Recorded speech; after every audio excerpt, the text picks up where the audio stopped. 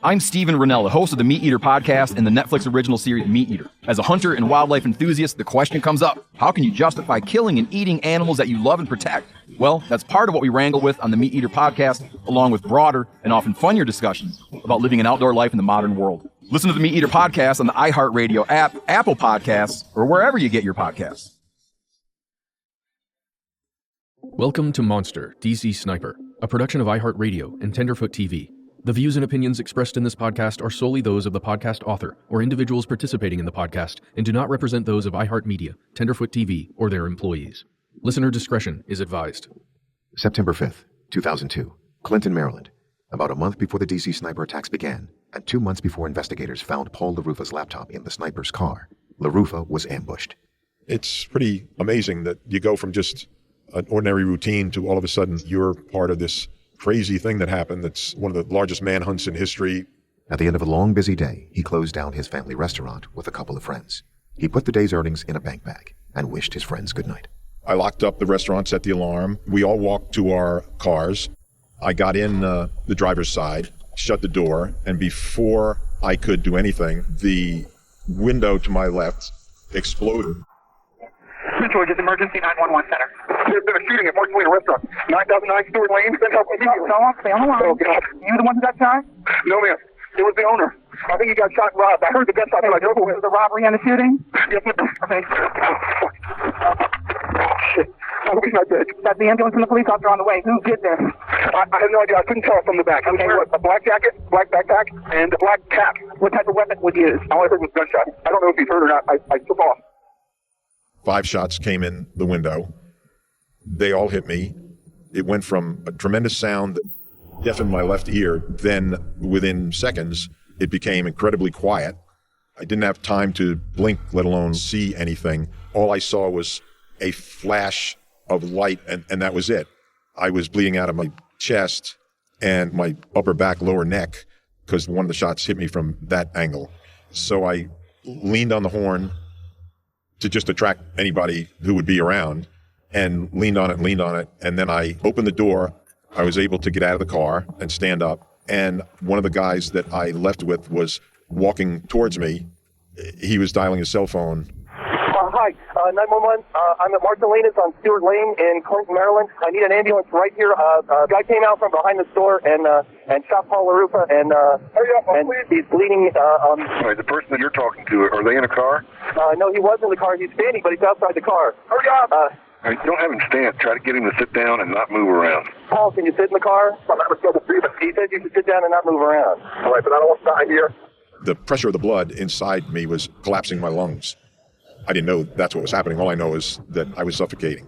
They said they were going to get a helicopter, but then the helicopter was too far away, so they were just sending regular EMTs, and they did. They got there, got me into the ambulance. I was really having trouble breathing, and I just had the feeling we weren't going that quickly. So I would say, how much longer? And they said, not that much longer. Finally, we got to the hospital, and there was a team there ready, and they rolled me into the emergency room and just basically did exactly how you see it on TV. There were 4, 5, 6 people around me just doing what they had to do to save my life. They got me into surgery, and for 6 or 7 hours, picked out as many of the bullet fragments as they could and sewed me up and saved my life. So that's what happened the first night. And then I spent just about another week in the hospital. I was 3 days on a breathing machine in intensive care because I couldn't breathe. So after that, they tested and took me off, and it was still tough, but I could breathe on my own. After about a week, I said I really wanted to go home, and they said, okay. So I left the hospital with a contraption for my left arm. The most lasting physical effect of one of the bullets was that it severed a nerve in my arm. I could close my hand, but I wasn't able to open it again. So they had therapists that designed and made a brace-type thing for my hand. It had rubber bands on it, and it would spring back and pull my fingers apart and open my hand. I actually had that on about a year before the nerve grew back and gave me function in my left hand. And to this day, it's not 100%. But anyway, that was the lasting physical effect. Of course, I went through tremendous mental effect of it, starting with the first night I was in the hospital. I had flashbacks that were incredible. You literally relive it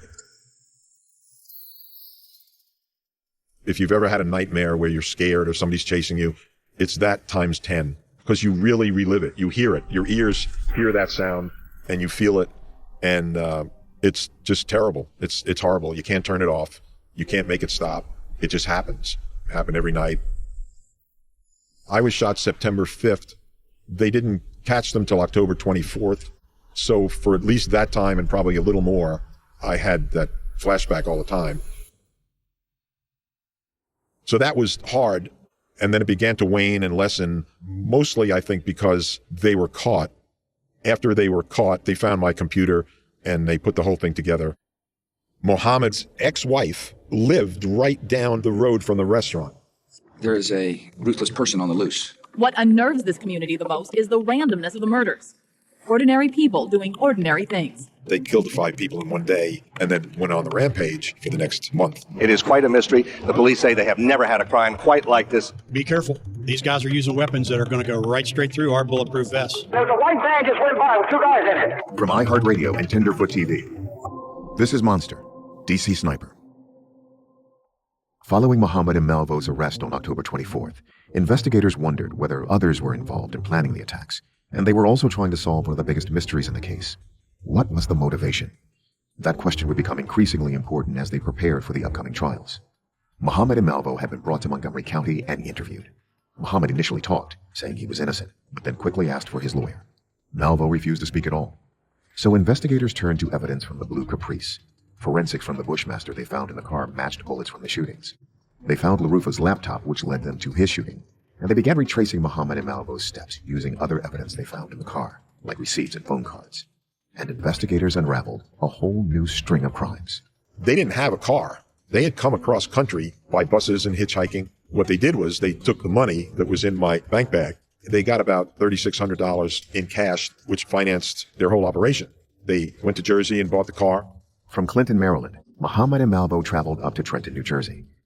DMV records show that on September 10, 2002, John Muhammad paid $250 to purchase the Blue Caprice from a dealership called Sure Shot Auto Sales. Reportedly, when Muhammad looked at it in the lot, he asked the dealer to open the trunk and then climbed inside. And there was a strange incident the next day, on September 11, 2002, the first anniversary of the terror attacks. While Muhammad registered the car in Camden, the DMV building received a bomb threat. Muhammad finished the registration just a few minutes before the building was evacuated. It's still unclear if Muhammad or Malvo were involved with the bomb threat, or if it was just a strange coincidence. After buying and registering the car in New Jersey, Muhammad and Malvo headed south. Prepaid phone cards found in the Caprice show that by the next night, September 12th, they were back in the D.C. area. Outside a Shoppers Food warehouse in Alexandria, Virginia, they used one of these phone cards to place a call to Antigua. Then, 2 nights later on September 14th, in Montgomery County, Maryland, a liquor store employee, Rupinder Oberoi, was locking up the store when he heard a loud crack. Oberoi was shot. 911, what's your emergency? I'm calling again to report that someone apparently has gotten shot in the Hillendale Shopping Center by Safeway. 3 ambulances had passed right by. One is across the street. I've said it each time, and other people are calling too. They're driving right by, and this man has been laying on the sidewalk. Ultimately, Oberoi survived the attack. A witness nearby reported seeing an old car pull out of a parking space and drive away. The witness told police about it, but the officers were perplexed. Oberoi hadn't been robbed and didn't seem to have any enemies. After arresting the snipers and retracing their movements, police now suspect that the snipers had shot Oberoi. Investigators tried to analyze bullet fragments from the crime, but the pieces weren't large enough to make any comparisons, and without firearm forensics, it was hard to prove. The very next night, on September 15th, another attack took place at a liquor store. This one in Prince George's County, just miles from Paul LaRufa's restaurant and Mildred Muhammad's home. It was raining as Muhammad Rashid locked up the store. He heard a loud sound and saw 2 bullet holes appear in the glass door in front of him. He turned and saw a young man holding a pistol. The man fired a 3rd shot, and he felt a bullet enter his abdomen. Rashid realized he was being robbed, so he made a split-second decision to drop down and play dead. Rashid says the attacker rolled him over and rifled through his pockets. The attacker grabbed his wallet and then walked away. Rashid waited anxiously until he thought the man was gone. Then he called 911 from his cell phone. Oh, ma'am, I am dying. 13704, somebody. Oh, pardon me. Have you been shot? Yeah. In my belly stomach. 13704, Brady Van Road. Oh, man, how can I help you, okay? Do you know who shot you? No, I am. Okay, man. Somebody there with you? Nobody. Okay. I want you to sit down. I want you to take your shirt off and put it tightly into the stomach where you were shot. Okay? Okay, ma'am. I'm going to stay with you. What's your name? Muhammad. I'm going to stay in the line. We got somebody going to you right now. Did somebody rob you? Yeah. Okay. Are you outside? Yeah. Your little please. Okay, we're going to help you. What's your cell phone number? Oh, ma'am, you're wasting time. Muhammad, I'm not the one going out. We've already got an ambulance going to you. I'm here with you, okay? Oh. Listen to me. Take deep breaths and try to stay as quiet as you can. Okay, I'm right here with you. I'm not going to go anywhere. Please. Oh, my God. Forgive me. Oh, my God. Okay, Muhammad, the person who shot you, white or black? Black. But how old? Ma'am, this is not time to say something. I need to put the look at. We're already coming to you. How old is he? Near about 25 to 30. You're doing great. And what was he wearing, Muhammad? Oh. Come on, you can do it. What color shirt? Some kind of dirty, maybe gray. Okay, gray shirt. Did he have a gun? Yeah, he had a pistol. Which way did he run? He's mistook. He went behind the door? Yeah. Okay, I know they're coming to you now. I'm going to stay till they get there, Muhammad. Rashid was treated and survived. Surgeons recovered the bullet from his abdomen and gave it to police. Investigators tested the round. It came back as being from the same pistol used in the La Rufa shooting, the silver revolver that investigators would later find in Alabama following the liquor store shooting there. On September 18th, 3 days after shooting Rashid, the snipers used a phone card to make a call from outside the Ponderosa Steakhouse in Ashland, Virginia, the very same restaurant where they would later shoot Jeffrey Hopper as he walked through the parking lot with his wife. Then, another 3 days later, just after midnight on September 21st, Malvo and Muhammad were likely 500 miles southwest in the parking lot of a liquor store in Atlanta, Georgia. It was 12:16 a.m., and inside were two employees, Mimi Tadisi and Million Waldemariam, both Ethiopian immigrants. The store was closed, so they wondered why a car was idling in the parking lot. Reportedly, Waldemariam wanted to investigate. Tadisi was worried and told him not to go outside, but he did anyway. Seconds after Waldemariam walked outside, Tadisi heard 3 gunshots. Waldemariam had been shot twice in the upper back and once in the back of the head. He died in the hospital. It's unclear if the bullets from this shooting were ever analyzed forensically. Not even 24 hours later, Muhammad and Malvo were 150 miles southwest in Montgomery, Alabama, robbing the ABC liquor store, where they shot and killed Claudine Parker and wounded Kelly Adams. 2 days after the Alabama shootings, phone card records and receipts put the snipers in Muhammad's hometown, Baton Rouge, Louisiana. There, at 6:40 p.m., Hong M. Ballinger had just finished closing up the beauty shop where she worked. Ballinger had just reached her car. When she was shot in the head, she died almost instantly. Another employee who was also leaving saw a large dark car pull out of a vacant lot and pick up a black man who had grabbed Ballinger's purse. Police found a bullet fragment embedded in Ballinger's side view mirror. It appeared to have come from a .223 rifle, but the case went cold. After the sniper's arrest, investigators reanalyzed the bullet fragment from the shooting, and they matched it to the sniper's Bushmaster rifle. Ballinger was a victim of the snipers, likely the last one before the snipers returned to Maryland and began their D.C. attacks. They'd likely killed 3 and injured 4 more in a span of 18 days, all before the spree in D.C. even started. But why did the snipers then switch from this pattern of parking lot robberies to seemingly random killings in D.C.? Although investigators were learning more about the scope of the snipers' attacks, their motive still remained a mystery. The only people who could really answer the question of why were Lee Boyd Malvo and John Muhammad. Investigators needed one of them to crack under questioning.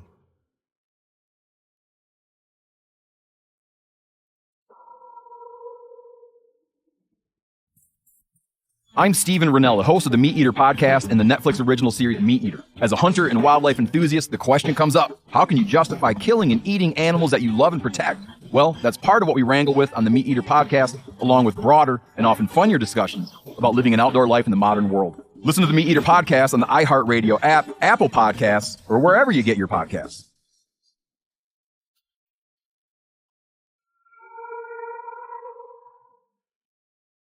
Immediately after the sniper's arrest, a battle began brewing in the D.C. area, with attorneys fighting over where the snipers should be tried.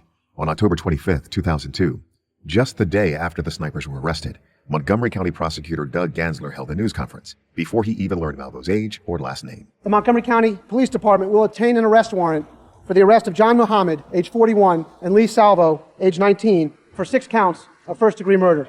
The decision to charge these cases in Montgomery County, Maryland, was reached after in-depth consultation with local, state, and federal law enforcement officials. Montgomery County was the community most affected and most impacted by the sniper shootings. The investigation began, ended, and was centered here in Montgomery County. The feds were furious, sources say, as local prosecutor Doug Gansler walked to the microphones late today to announce that Montgomery County is filing the first charges in the sniper case. Federal prosecutors privately accused Gansler of breaking in agreements not to file charges until the feds decide if they want to take over the case. In unusually harsh language, one federal official accused Gansler of, quote, exploiting this tragedy for political purposes. So how did the sniper case, cracked only yesterday, up to now a model of cooperation between Chief Moose, the FBI, and ATF, how did it unravel so fast? With prosecutors engaged in an unseemly fight over who gets the first crack at convicting them. 2 weeks later, on November 7th, U.S. Attorney General John Ashcroft announced where Malvo and Muhammad would first be tried. For 23 days in October, our communities lived in fear. Innocent victims from Maryland, Virginia, the District of Columbia, Alabama, and Louisiana have paid the ultimate price. It is appropriate, it is imperative that the ultimate sanction be available. I have instructed the U.S. Marshals Service to transfer custody of John Allen Muhammad to Prince William County, Virginia. I have also instructed the Marshals to transfer custody of a juvenile to Fairfax County, Virginia. Right after his arrest, Muhammad had talked briefly with detectives, then clammed up and asked for his lawyer. Now, with federal charges dropped and state charges pending, 2 new investigators took their turn at trying to get Muhammad to talk. You want to take the handcuffs off of you? May I please get something to eat, please? Yeah, what's on? Salad with tomatoes. Okay, salad with tomatoes. And what else, sir? Onions. Onions. No. Okay. John, look, we're not here to jam you up or anything like that, but certainly, we want to talk to you. Potatoes, beans, and rice. Potatoes, beans, and rice. Any particular kind of potatoes? How you want them fixed or anything? All right. Like I was telling you, Mr. Muhammad, I understand that you've talked to attorneys and that they've told you not to say anything. There's been a lot of people who said that this was meaningless and senseless. But it had meaning. I believe it had meaning to you. And this may be your only opportunity to tell your story. Your lawyers are not going to put you on the stand, because when your lawyer gets done asking you questions, they're going to be subject to cross-examination. They're not going to put you on the stand. You need to say what you can say in Lee's behalf now, John.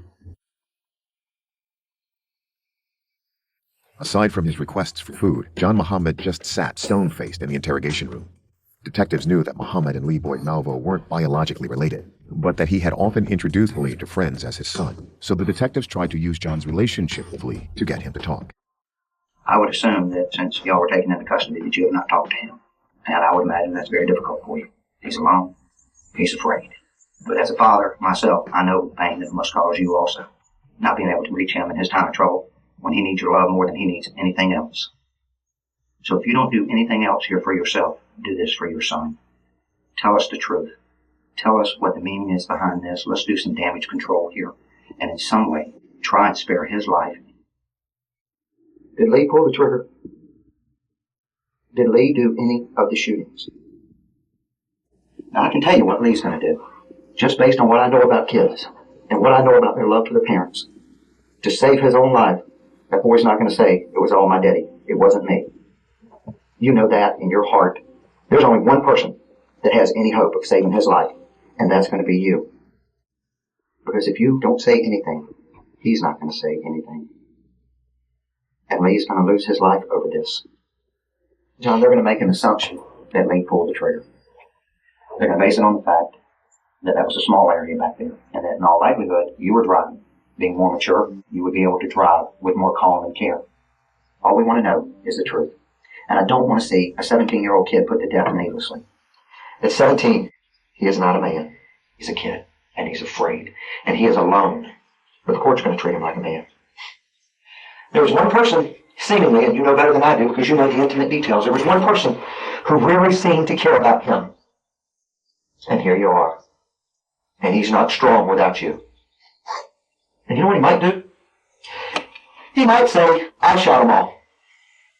He might say, my daddy drove, and I shot because I was the smallest and I could fit back there. And what would happen if he says that is he most assuredly will be sentenced to death. And I can tell you something. You can take a kid who shot people in the head, or maybe has watched people get shot for no reason. You can take a kid and teach him all of those tough, hard things. And he can do it. Just like in war. He can kill men, he can cut their throats, and not lose a wink of sleep about it. But when it comes time to die, when he's wounded on the battlefield, when the game is over, and he's facing death, he demonstrates loud and clear that he's a boy playing a man's game. You know why, John? Because that's when they cry, and that's when they call for their mamas or their daddy. When he's in a man's prison, it's you he's going to want. When he lies on that rack at night crying, it's you he's going to think about. He played a man's game, but he's a boy, and he's your boy. That's got to touch you in your heart. He wasn't with his mama, or whoever his biological father was. He was with you. And you know something, John? This is harsh, but this is important. If you two are sentenced to death, I pray to God that they execute you before they execute him. Because I'm going to tell you something, John. They could be executed, and you could receive a stay for whatever reason, and then you would sit in prison for the rest of your life with him going on ahead of you. And you know what? That might not be as bad. He's 17 years old. Him spending the rest of his natural life in prison after you've made your peace with God, that could be the real hell for him. If you love him the way I think you love him, if you love him the way I love my children, it will tear your soul away from you. You will live hell on earth. Save his life if you don't do anything else. Do the right thing. Fix this thing. If you were on a sinking ship and there was one life jacket, I have no doubt in my mind that you would give it to Lee. You're on a sinking ship now. Give that kid a life jacket. Give him an opportunity to save himself, because he's not going to do it unless you give him permission to do it. Because if it were me and my father, I wouldn't do it unless he gave me permission and forced me to take that life jacket. You can force him to save himself. And in saving him, save yourself from the potential of hell on earth. Let's just talk. John Muhammad refused to talk. But one county to the north in Fairfax, investigators were having better luck with Malvo. Malvo was brought to Fairfax County Homicide at that point, which I was working with on the Linda Franklin case. My name is Brad Garrett. I'm a retired FBI agent, currently a crime and terrorism analyst. It certainly didn't have the flavor to me or many others that this was some terrorist event. Nobody was taking credit.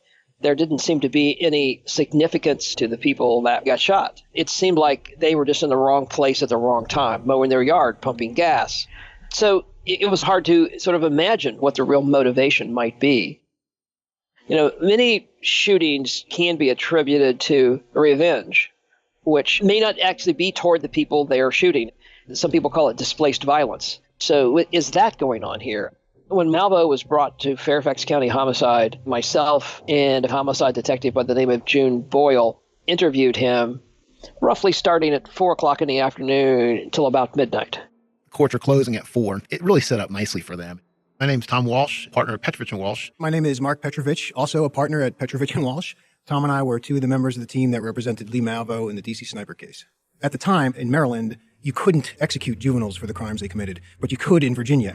So they took him out of federal custody up in Maryland and transferred him over to Fairfax County. In the course of transferring him over, he did get an attorney appointed to him because he was a juvenile. He was actually outside the building, banging on the doors, trying to get in to meet with Lee before the police interrogated him. But he wasn't allowed in, and the interrogation took place. They knew they were dealing with a young kid that was indoctrinated. They were going to be able to get him to spill the beans, and they were going to take advantage of it. This is FBI agent Brad Garrett again. June and I walk into basically an office, but everything's been removed except a desk and a couple of chairs. Malvo's smiling, and it's almost like he doesn't have a care in the world, which told me that he felt like he's in control, that he has all of the information, and he has the power either to share it with us or not. June sat to his right, and I sat in front of him. I don't like talking to people from an angle, because one of the keys in getting people to talk is being able to get them to look at you and communicate with you. Because despite the artificiality of interviewing somebody that's potentially committed multiple murders, you still have to develop a relationship with them.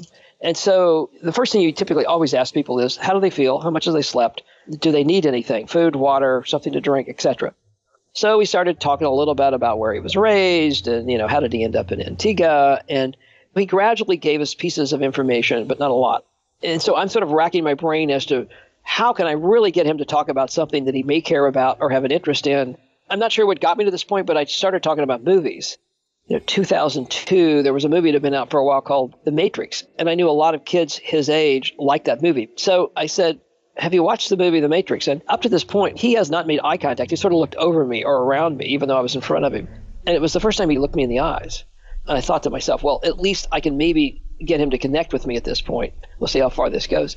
So we started talking about The Matrix and what The Matrix meant. Do you want to know what it is? The Matrix is everywhere. It is all around us. It is the world that has been pulled over your eyes to blind you from the truth. After that discussion, June and I decided that we would sort of go, you know why you're here? We really like to talk to you about these shootings. And so what he basically did was he sort of just talked about pieces of information that occurred at these scenes. Here are Malvo's lawyers, Mark Petrovich and Tom Walsh. They got him talking, he admitted to some things, then they read him his Miranda rights. So you're still okay with everything, right? We read your rights, you're fine to talk to us without attorney. You still want to talk to us? You don't mind talking to us? No, mind.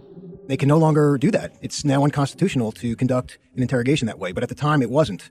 It's what they called legally the cat out of the bag. And that was kind of a ploy. What they do is they get you talking, and then after you say statements, they read your rights, and then they go back and confirm what you said before to now say, oh, well, you've had your rights, and he confirmed these things.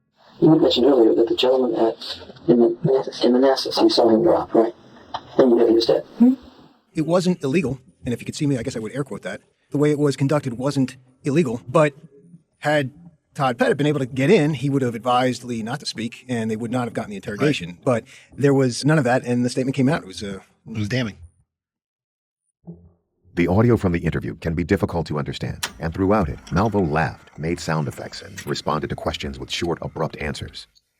You had it all planned out ahead of time, so you knew each spot you were going to hit in the gun that first day? Started in the morning, got on his lawnmower. And in 2 hours' time, that 4 down. When you said people walk by you, you go out in the bushes, you become a part of the bushes. You go out in the grass, you become a part of the grass.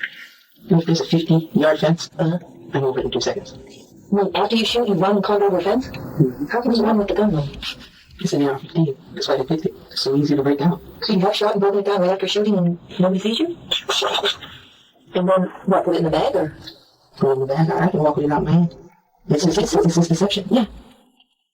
Snipers adore their weapons. This is what keeps me alive. It's one man going out to face an army.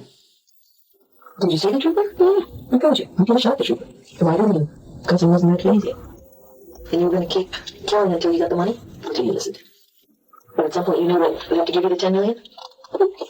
Yes? You tried to cash me. So you knew that shooting all these people was going to affect the economy and that we were going to have to pay $10 million? It's all a plan. You have to affect 2 things. You have to affect the environment and you have to affect how they live, which is money. Mm-hmm. And you affect that. This is all he's asking for? Give it to him. Give it to him. Did your targets matter, whether it was male, female, or, age? Nobody. Just roll up, put into that size. Whoever picked. I was just going out there shooting people. Do you ever feel bad about any certain one? No. No? If you had to do it, you'd do the same thing? Huh? Yeah. If we hadn't have caught you, you'd still be doing it? You had the resources to keep going. You did? Yeah. When were you getting cash money? You planned for war, before war. Was it your money or John's money? It was our money. You don't work in disunity. Disunity does not pay. That's the essence of failure. Everyone has to be in one mind. Ours? Plop. You'll never slip and let me go. You let someone like this loose? Anybody in your mind? I think I'm gonna kill you. What do you think? You take Alabama, Louisiana, and Virginia? Alabama? It doesn't scare you? You want to hang me? Okay. Shocking. It's just gonna last for 3 minutes, 5 minutes, 2 minutes, and you're dead. So we went through that and got some pretty incriminating information. He did not give us all of the crimes that they committed, which, clearly involved crimes in Louisiana and some other jurisdictions that we ultimately put together. But, we felt like that we at least had success because he got him to talk. Malvo didn't tell investigators about all of the shootings leading up to the spree in D.C. But of the shootings they discussed, he said that he had been the gunman for all of them and that Muhammad hadn't shot anyone. Here's Malvo's lawyer, Tom Walsh again. He was still brainwashed at that time. So he was taking blame for all the shootings. He was basically trying to take everything on as a juvenile and save his leader, Muhammad. He was clearly protective of Muhammad, was trying to implicate Muhammad in a very minimal fashion. So you could tell that there was some sort of close bond between the two of them.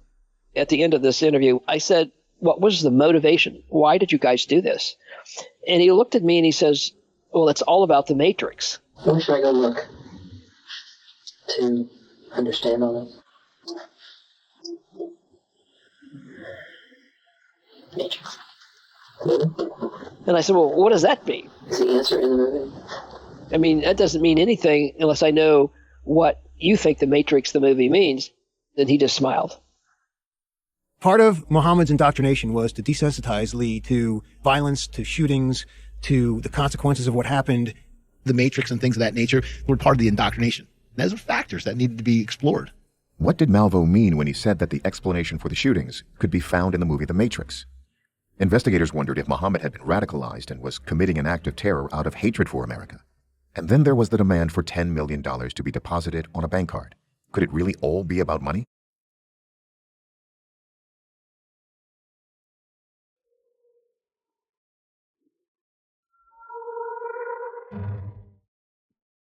A day after Malvo's interview with police, the Washington Post published an interview with John Muhammad's ex-wife, Mildred. She had her own theory about John's motivation for the crimes. Do you know why he came to the area? He went to a father's rights group, told them I kidnapped the children. They did a skip trace on me, found me in the D.C. area, and told him. He went to his best friend, Robert. He said, I found Mildred. She's in D.C. I'm going to go get her. His best friend asked him, are you going to hurt her? He didn't say anything. The theory was he was killing innocent people to cover up my murder so he could come in as the grieving father, get custody of the children, and drive away. They probably would have named him Father of the Year for coming to get the children and raising them himself. That best friend called the FBI and said, I don't know anything about your case, but you may want to look at John Allen Muhammad. His ex-wife is in the area, and he may be there to hurt her. And I talked to Robert. I said, I am calling you to thank you for saving my life. He said, Mildred, let me tell you something, girl. John came there to kill you. I had to make a decision to call and report him or watch your name scroll under the TV that you've been killed. He said, Mildred, I would pay anything to have a beer with John right now. That's my boy. But I had to call them. He said, so don't get this twisted. Don't believe that $10 million madness. He came there to kill you. Don't ever get that twisted. Mildred Muhammad thinks the random string of shootings was designed to disguise her murder. If John had just killed her, he would be the primary suspect. But if it looked like she was just another random sniper victim, maybe he would have gotten away with it. Mildred says that even though that plan sounds crazy, it's the sort of crazy plan that John would have come up with. After all, this was the same John who was ready to run away with Lindbergh, his son from his earlier marriage. The same John who kidnapped his kids from Mildred, took them all the way to Antigua. Washington Post reporter Josh White says, while it's hard to ever definitively know the motivation for a crime, Mildred's theory makes sense. Mildred has talked about how she believes she was the target, and I think that's plausible. All of those shootings create panic and get police occupied, and that it would have been very hard to connect her shooting to anything else, just like it was very hard to connect any of these other people together. It would have gotten him custody of the children, it would have gotten the problem he saw out of the way, but that didn't happen. Malvo has said that they parked outside where she was living. October 11th, my coworker picked me up for work. She said, you know, there's a dark-colored Caprice or Impala outside your door, and I just get a bad feeling from that car. I said, oh, girl, don't worry about it. Let's just go to work. So we passed by the car. The driver looks at us, but the passenger has a newspaper, and he puts it up to cover his face. And I said, did you see that? She said, yeah, I did. I said, give me your phone. Let me call the police. So I called the police. They said, okay, we'll send someone out there. Later, they told me, John sent Lee to your door pretending to be a salesperson. And his instructions were, when you open the door, to shoot you in the face. Ms. Muhammad, you opened the door. And for whatever reason, he walked away. We don't know the repercussions he suffered because he didn't kill you that day.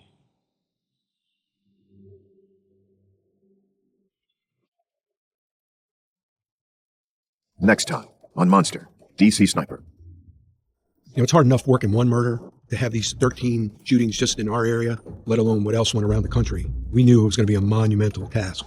Part of Muhammad's indoctrination was to desensitize Lee to violence, to shootings. There's no amount of psychological coercion that would force somebody to, let's say, kill if they didn't already have some kind of predisposition. I remember feeling just basically shock and disbelief that he could have done this. He just looked so innocent. How shocking. One of the most alarming moments was when Muhammad stood to represent himself. We had never heard from Muhammad at that point. Talk about weird events in your life. I was being questioned by the guy who tried to kill me. Monster, DC Sniper is a 15-episode podcast hosted by Tony Harris and produced by iHeartRadio and Tenderfoot TV. Matt Frederick and Alex Williams are executive producers on behalf of iHeartRadio, alongside producers Trevor Young, Ben Kiebrick, and Josh Thane. Payne Lindsay and Donald Albright are executive producers on behalf of Tenderfoot TV, alongside producers Meredith Stedman and Christina Dana. Original music is by Makeup and Vanity Set. If you haven't already, be sure to check out the first 2 seasons, Atlanta Monster and Monster the Zodiac Killer. If you have questions or comments, email us at monster@iheartmedia.com, or you can call us at 1-833-285-6667. Thanks for listening.